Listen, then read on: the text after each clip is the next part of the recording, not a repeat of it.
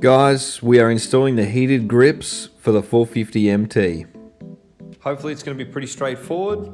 There is a hidden screw just there to remove this grip. So we take the grip off, take this off. We're probably going to have to shift these down a bit and then we'll go from there. When you're moving your switch block down, make sure you keep it close to your clutch lever because there are some wires that come out of the perch into the switch block.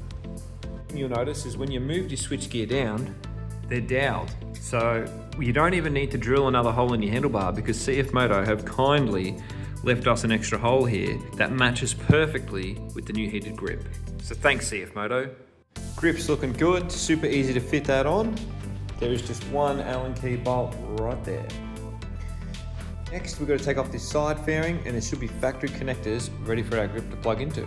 Just a tip when you're disassembling this panel, it's a little bit tricky. You've got 1, 2, 3, and then there's a 4th bolt hidden under this area. I'll show you where it is, it's there. Okay, so you can just see it if that's in place.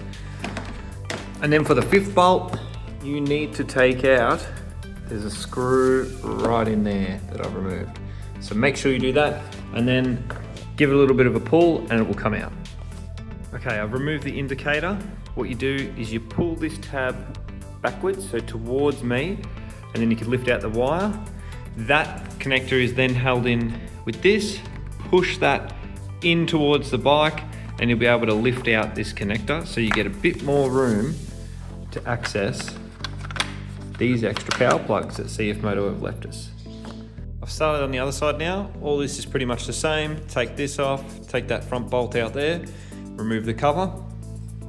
There's one screw for the throttle housing, and there's also one screw for your hazards, but I don't actually think you need to take that off, so ignore that.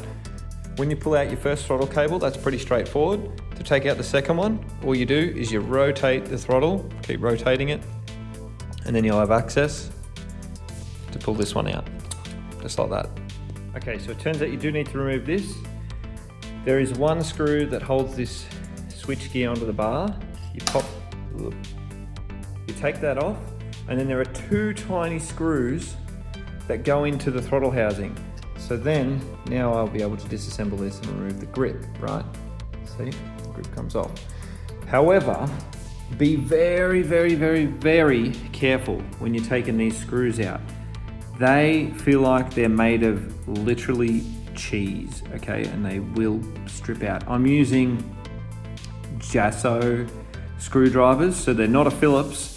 They look like a Phillips, but they're not, and they bite in a lot harder than a normal Phillips head screwdriver.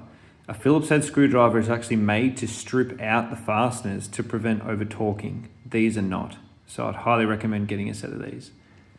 That's it, we're all done. Everything's back together, no hiccups. Heated grips work an absolute treat. The engine has to be running for them to work, even better. Nice.